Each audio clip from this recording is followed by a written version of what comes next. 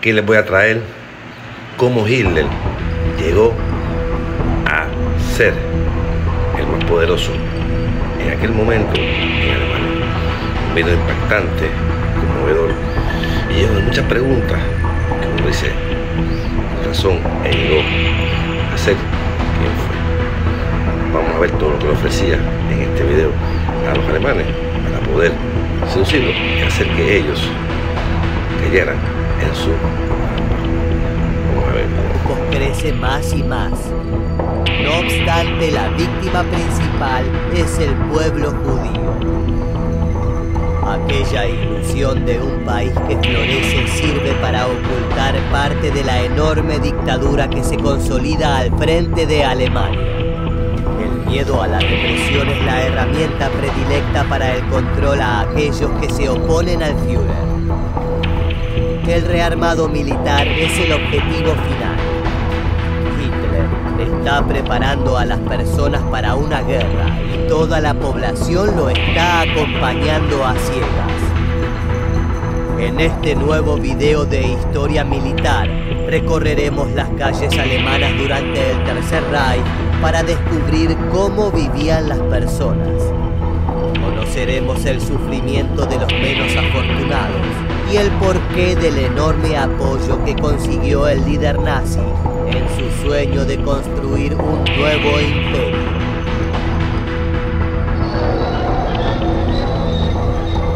For most Germans, these were good years, a time of growing prosperity. Hitler's Nazis promised national revival, and they boasted enormous popular support. Antes del estallido de la Segunda Guerra Mundial, la vida en la Alemania nazi estuvo marcada por una transformación radical en casi todos los aspectos de la sociedad. La veía con buenos ojos. Un aspecto crucial que influía en esa mirada era el crecimiento económico del país. Durante su campaña política, Adolf Hitler logró llegar a grandes multitudes utilizando el enojo de la gente por la derrota de la Primera Guerra Mundial y la firma del Tratado de Versalles. Ese acuerdo fue firmado por gobernantes de todo el mundo para poner fin a la contienda. Responsabilizó a Alemania por el conflicto y castigó al país de forma severa. Por medio de la nación perdió más del 10% de su territorio y se redujo su ejército a 100.000 hombres. Además, se le prohibió reclutar nuevos soldados y se le confiscó la mayoría de sus armas. Por último, se le impuso una elevada multa que dejó su economía en la ruina. El Führer canalizó la bronca de los alemanes por la dura sanción y se aprovechó de ella. Les hizo una promesa. El pueblo alemán iba a prosperar. Para sorpresa de algunos, cuando obtuvo el apoyo para llegar al gobierno, cumplió con su palabra. El 30 de enero de 1933, Hitler tomó el poder y durante los 6 años siguientes el nivel de vida de la población mejoró considerablemente. El Tercer Reich obtuvo fondos mediante una combinación de bienes confiscados a los judíos y préstamos pedidos en el extranjero. Gracias a eso generó diversos proyectos de obras públicas como la construcción de escuelas y hospitales. Esa política sirvió para crear millones de puestos de trabajo y conseguir una baja sustancial en el desempleo en el país. Si bien esto representó un logro por sí mismo, también se buscó brindar ayuda a los alemanes otorgando créditos y reduciendo impuestos. A partir de estos beneficios, los germanos podían irse de vacaciones, comprar los modernos automóviles de fabricación nacional o acceder a las nuevas maravillas tecnológicas como la televisión. La población estaba feliz por el progreso que alcanzaba y lo reflejaba con un apoyo incondicional al Führer, su héroe, su salvador. Bubbling enthusiasm. It was contagious. One woman turned to me, a perfect stranger, and said, "He is my mother and my father. He keeps me safe from all harm." Germany in these years was gripped in a cult of the Führer, the leader.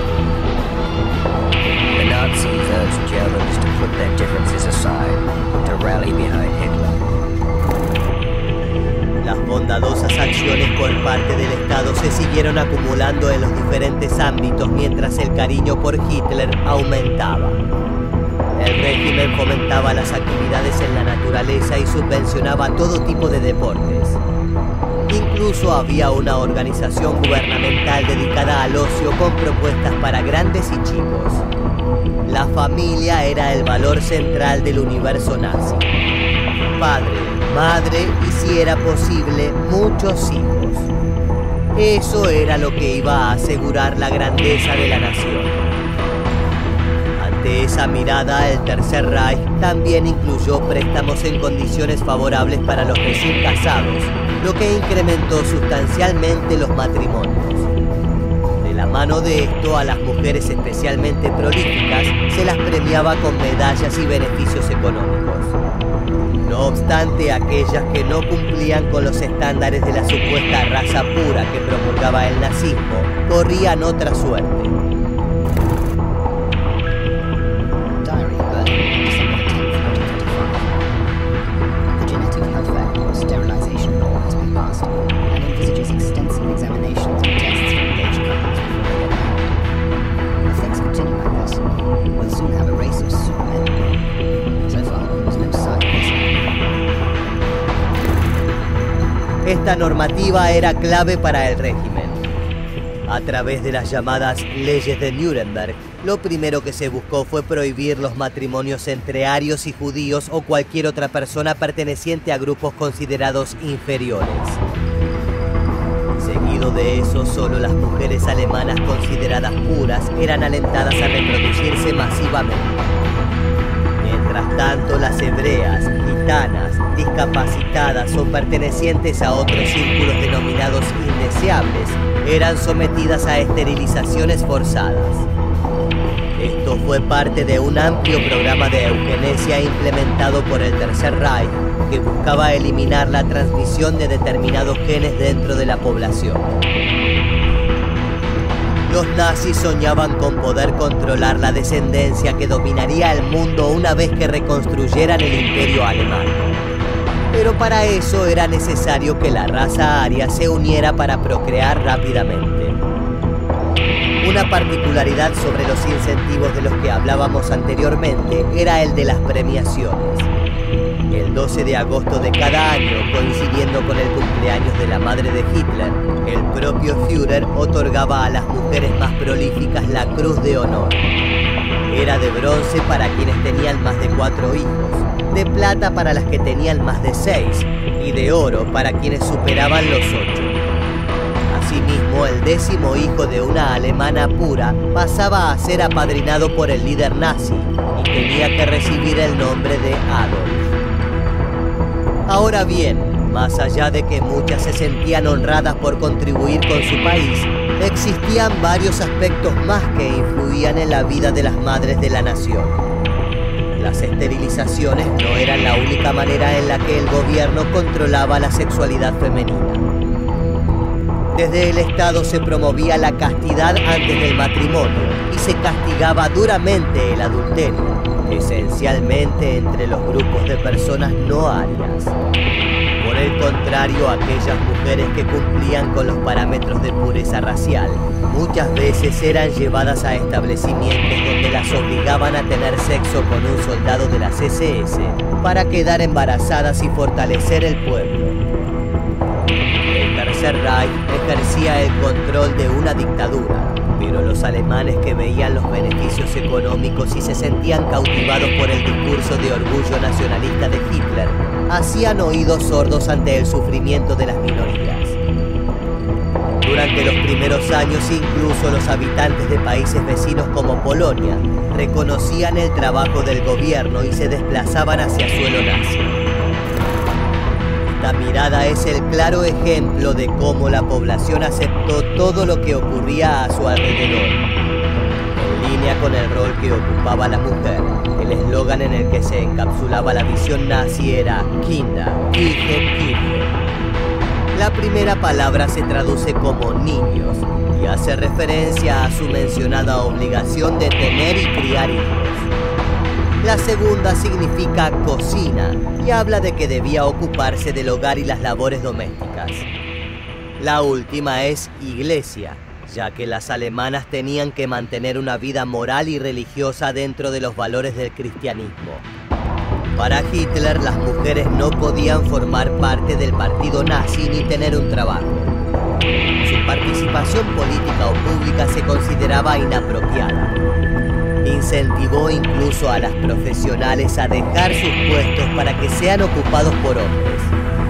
De esa manera, solo deberían dedicarse a la proliferación de la raza. Como es de esperarse, en medio de un régimen que supo utilizar la propaganda como su arma más poderosa, se crearon organizaciones para el adoctrinamiento de las nuevas generaciones. Allí, tanto jóvenes mujeres como hombres eran activamente incorporados para promover la ideología nacionalsocialista y reforzar los roles tradicionales de cada uno. The Germans are doing a military show. In Nazi Germany, everyone has a uniform. If it isn't the uniform of the Army, Navy, or Air Force, it is that of the SA, SS, or some party organization.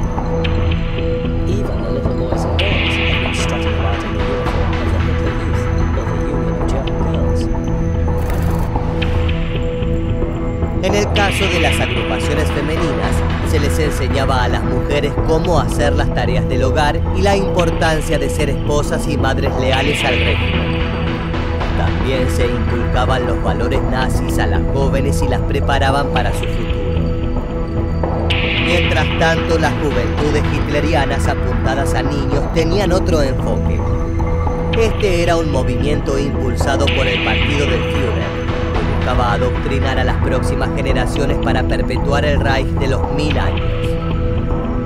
Esa era la visión nacionalsocialista que pensaban en siglos y siglos de dominio alemán a nivel mundial. Y para lograrlo era necesario hacer especial hincapié en los jóvenes como los líderes del mañana. Ante esto, la enseñanza se concentraba en la militancia de los ideales, el entrenamiento físico, conceptos raciales y la obediencia absoluta a Hitler. Este movimiento era algo más que una simple versión alemana de los Boy Scouts, y es que pronto se convirtió en la entrada de la juventud en una vida militar. El líder nazi sabía que allí se estaban forjando sus futuros soldados para la gran guerra que iba a comandar. En 1936, esta organización paramilitar se convirtió en obligatoria para todos los niños de entre 10 y 18 años. No obstante, no era el único lugar en donde se llevaba a cabo el adoctrinamiento del régimen. Las escuelas también se convirtieron en centros donde a los niños se les inculcaban los valores nacionalsocialistas, incluso antes de abrir un libro de texto. Desde el inicio, los edificios ya lucían signos con esvásticas y retratos de Hitler, además de la bandera nazi en el patio del recreo. Aunque algunas materias como las matemáticas y la física no cambiaron demasiado, otras sufrieron variantes dramáticas. En las clases de biología, los profesores hacían foco en la pureza racial, contrastando la superioridad de los estudiantes arios con los miembros de la comunidad judía. Asimismo, les decían a las chicas que fueran selectivas con sus parejas matrimoniales, alentándolas a evitar la reproducción interracial. También se le daba gran importancia a la actividad física. En 1934, los nazis recuperaron el programa de ejercicios de 3 lecciones semanales que se había eliminado en el gobierno anterior. Además de mejorar la salud de los pequeños, la práctica estaba diseñada para enseñar habilidades de liderazgo y proporcionar la mentalidad de un soldado. Por otra parte, las clases de geografía también estaban plagadas de propaganda, con libros que enfatizaban en la geopolítica, la expansión de las tribus germánicas a lo largo de la historia y la superioridad alemana que debía volver a florecer. Más allá de todos los preparativos para la guerra, la población no era consciente de lo cerca que se encontraba el conflicto. Vivía en una engañosa sensación de paz y tranquilidad, donde Hitler era un líder ejemplar. Yesterday we followed the ceremony of Old Puka.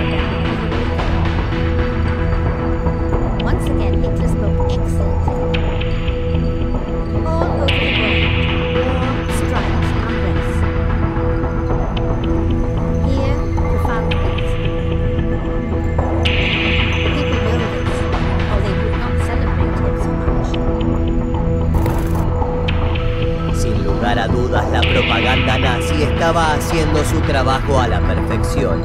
Y mientras la mayor parte de los alemanes llevaba una buena vida, el odio hacia una porción pequeña de los habitantes crecía cada vez más. Fueron ellos quienes conocieron la cara oscura de la dictadura del Führer desde el primer instante. Como podrás imaginarte, estamos hablando de los judíos. No obstante, además de la discriminación racial, este grupo fue apuntado como el culpable de todos los males que habían azotado a Alemania en el pasado. Eso generó odio y una feroz persecución. After the seizure of power, the National Socialists are able to connect directly with the anti-Jewish attitude of many resort managements and hoteliers. In 1935, Jewish tourists are completely excluded from the beaches of the German North and Baltic Seas. A corresponding decree from the Reich Ministry of the Interior in July 1937 is thus superfluous. A pesar de eso, el antisemitismo no puede adjudicarse exclusivamente al régimen nazi, ya que existía en Europa desde hacía varios siglos. La iglesia cristiana primitiva los describía como personas que no estaban dispuestas a aceptar la palabra de Dios, que eran agentes del diablo y asesinos de Jesús. Suscríbete a mi canal